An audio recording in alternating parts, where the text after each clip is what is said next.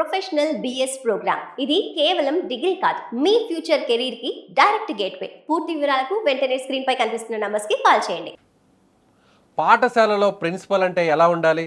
స్ట్రిక్ట్గా పిల్లలను దారిన పెట్టాలి, బెత్తం పట్టుకొని క్యూ లైన్లో నడిపించాలి. కానీ రాజస్థాన్లోని ఓ ప్రిన్సిపల్ గారు మాత్రం ట్రెండ్ మార్చేశారు. పిల్లలు చదువుతో పాటు కాస్త వాటర్ గేమ్స్ కూడా నేర్చుకోవాలి అనుకున్నారో ఏమో, నేరుగా స్టూడెంట్స్ జలాశయం వద్దకు తీసుకెళ్ళి వారితో కలిసి జలకాలాడేశారు.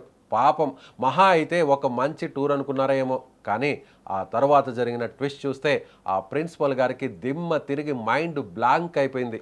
రాజస్థాన్లోని అల్వార్ జిల్లాకు చెందిన లాల్చంద్ మీనా ఓ ప్రభుత్వ సీనియర్ సెకండరీ స్కూల్లో ప్రిన్సిపల్గా పనిచేస్తున్నారు. ఆగస్టు 15 స్వాతంత్ర దినోత్సవం వచ్చేసింది.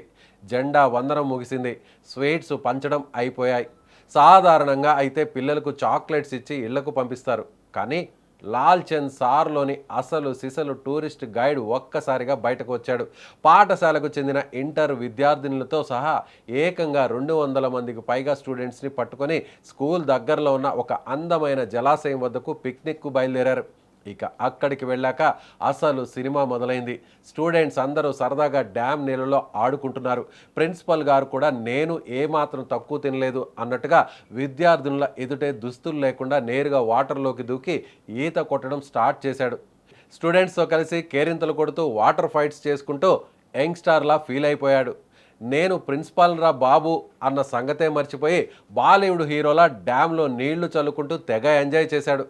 సార్ జోరు చూసి స్టూడెంట్స్ కూడా వామ్మో అనుకున్నారు. సీన్ కట్ చేస్తే ప్రిన్సిపల్ స్విమ్మింగ్ వీడియో కాస్త సోషల్ మీడియాలో వైరల్గా మారింది. ఈ వీడియో కాస్త నేరుగా Bikaner directorate of secondary education అధికారుల కంటపడింది. ఇక అధికారుల మైండ్ బ్లాంక్ అయింది. ప్రభుత్వ ఉద్యోగిగా ఉండి విద్యార్థుల ఎదుట ఇలాంటి పనే అని సీరియస్ అయిన అధికారులు హుటాహుటిన ప్రిన్సిపల్ లాల్చంద్ మీనాను సస్పెండ్ చేస్తూ అధికారిక ఉత్తర్వులు జారీ చేసేశారు. అంతేకాదు ఆయనపై శాఖాపరమైన దర్యాప్తుకు కూడా ఆదేశించారు. ఒక్క రోజు సరదా ఆ సార్ ఉద్యోగానికి ఎసరు పెట్టేసింది. ఇక్కడ మనం ఒక విషయం స్పష్టంగా అర్థం చేసుకోవాలి.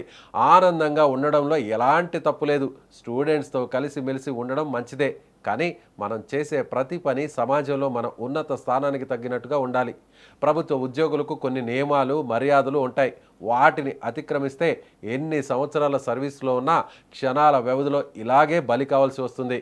పాపం లాల్చంద్ సార్కు ఈ పిక్నిక్ టూర్ జీవితంలో ఎప్పటికీ గుర్తుండిపోయే గుణపాఠాన్ని నేర్పింది. మరి మీరేమనుకుంటున్నారు? లాల్చంద్ మాస్టర్ గురించి మీ అభిప్రాయాన్ని కామెంట్ చేయండి.